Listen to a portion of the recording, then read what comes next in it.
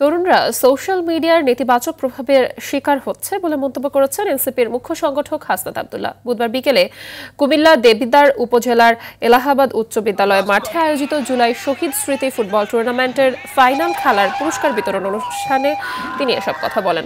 এদিকে জুলাই অভ্যুত্থানে ঢাকায় পুলিশের গুলিতে নিহত শহীদ ফয়সালের পরিবারের পাশে দাঁড়িয়েছেন হাসনাত আব্দুল্লাহ। একই উপজেলার কাচিশাইর গ্রামে শহীদ ফয়সালের বাড়িতে গিয়ে পরিবারের খোঁজ খবর নেন তিনি।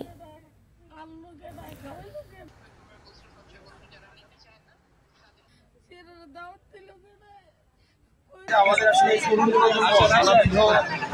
বিষয় নিয়ে ব্যস্ত থাকে, খেলাধুলার মধ্য দিয়ে যে আমাদের যেই সুকুমার বৃদ্ধি, আমাদের মানসিক যেই সমৃদ্ধি সেটি ঘটে থাকে।